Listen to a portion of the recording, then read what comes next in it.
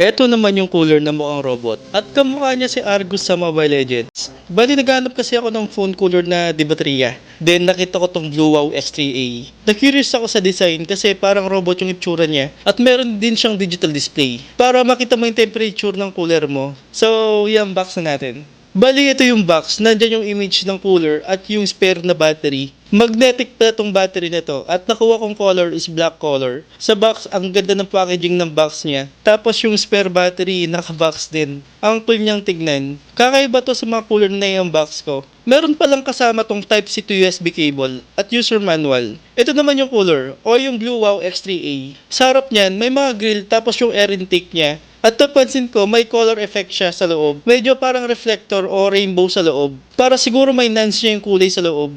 Then sa bandang baba, yung power button at digital display. Then sa mga side, yung power connector para sa battery. Then sa gitna niyan, yung ventilation. At yung dalawang malaking bilog niyan, yan yung mga magnet para makonect mo yung battery sa cooler mo. Sa kabilang side, same din, yung magnet connector, yung port sa battery at ventilation. Pero yung sa side ng ventilation, pag nilagay mo yung battery, matatakpan din yon. Pero may ventilation pa din sa taas na mukhang mga grills din. Pati sa baba, meron din dalawang grills doon. Sa gitna ng mga grills, nandyan yung Type-C port para sa charging o power ng cooler na to. Pwede mo palang i-power on to kahit wala siyang baterya. Kung gusto mong gamitin sa labas yung baterya, yun yung gamitin mo. Maganda dito may option ka. Sa likod yung cooling plate na aluminum at may pagka sci-fi effect din siya katulad ni Memo DL01 at DL06 pero hindi siya ganun kalapad. Siguro nasa 2.5 inches yung lapad ng cooling plate niya. Pero lumalamig naman at nag-moist din siya. Ang problema ko lang dito, hindi match yung reading ng temperature niya sa display. Mas malamig siya sa digital display. Pero sa thermometer ko, mas mataas yung temperature na nakukuha ko. Medyo may pagkamadaya tong cooler nito. Siguro para masabi na malamig siya, tapos binabaan nila yung temp, or siguro na program siya ganun. Hindi nila alam na na-invento yung thermometer sensor. Yun lang, medyo madaya talaga siya. Pero malamig naman talaga siya. Hindi lang talaga akma yung digital display sa nakukuha kong temp gamit yung sensor ko. Sa clip, may rubber clip din siya at na-adjust yung taas. Kung alam niyo yung mga tripod ng mga cellphone, parang ganun yung clip niya. Pero okay naman, mukha naman siyang matibay. Pero tumatama yung power button ko. Pwede mo i-customize to bawasan yung rubber kaso medyo manipis. Diskartehan mo na lang siguro. Pero yung ibang cooler, minsan hindi naman tumatama yung rubber niya sa taas ng power button mo. Pero dito, kahit anong ayos mo, tumatama pa rin. Ito naman yung baterya niya. Kada piece meron siyang 500 mAh na battery capacity. So, dalawa to. Kaya meron tayong 1000 mAh na battery capacity. Then sa mga side, yung mga connection part, nandyan yung connector like magnet connector at sa mga pin para sa power ng cooler. Kahit isa lang isalpak mo dito, gagana naman siya. Pero mas maganda siguro dalawa para hindi masyadong ma-stress yung baterya. 'Di ba? Baterya na nga na-stress. Ikaw pa kaya? Pag isalpak mo ng baterya, i-power on mo na yung button sa gitna. Yan lang yung silbi nun. Wala nang ibang gear o ibang option yung button na yan. Power on off lang siya.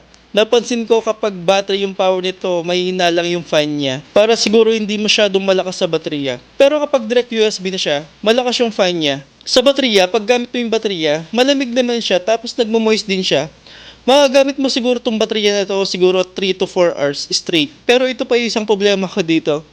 Akala ko madikit yung connector o magnet niya. Hindi siya masyadong makapit talaga. Kapag siguro tinamaan mo lang o kaya nasanggi mo, malalaglag agad siya. Lalo na siguro pag naglalaro ka, madali lang siya matanggal. Pag nasanggi mo lang talaga, bababa agad siya or matatanggal talaga siya. Medyo hindi perfect yung paggagawa nito para sa akin. Parang concept lang siguro to. Siguro someday makakita ko na mas makapit yung magnet nito o baka mas evolve pa sa cooler na to. Siguro hintayin natin yon. Sa lights naman, okay naman yung lights niya. Meron din siyang RGB lighting. Yung mga solid color lang. Nagiging combination na lang siya kapag tinatamaan ng light yung reflector. Siguro medyo madaya din yung part na yon, pero okay lang, sakto lang. Pwede na kesa wala, di ba? Yung digital display naman, maganda siya, solid yung kulay niya. Yun nga lang, madaya talaga sa temperatura na binibigay niya. Kapag nilagay mo to sa phone kasama yung battery, medyo malaki talaga siya. Mukha talaga siyang robot. Lapat yung cooling plate sa phone. Pero kapag tinamaan mo talaga yung spare battery, laglag talaga siya. Pero kung gusto mo naman direct naman sa USB, hindi mo na kailangan ng battery, mas okay sa akin yung walang battery sa likod. Tapos sa likod, kita yung mga screw niya para madali sigurong buksan o linisan to. Pero kung hindi naman kayo marunong, huwag nyo na lang galawin. Sa next video ko siguro, subukan kong gumawa ng video kung paano linisan tong mga to. Tapos mga comparison o kung ano yung mga best cooler ko. Tapos yung mga worst cooler ko rin. Kaya mag-subscribe lang kayo. Pag-charge pala ng mga battery, sa cooler din, may indicator lights dyan na kulay blue sa bottom. Kapag steady blue siya, ibig sabihin nag-charge siya. Kapag nawala ng kulay blue na yon or yung lights na yon, full charge na siya. Siguro nasa 2 hours yung charging nito. Recommended ko ba siya? Alanganin, medyo sayang yung pera. Pero kung mahilig ka naman mangolekta, siguro pwede sa'yo to.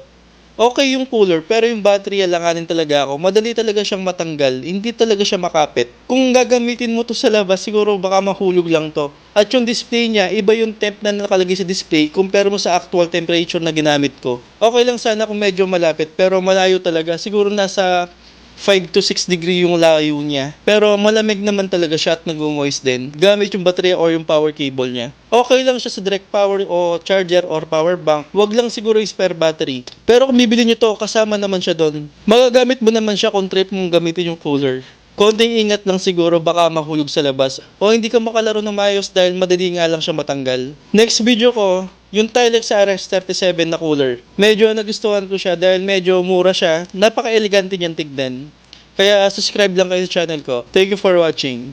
This is Paul Tech TV. Try to catch me howling at the moon.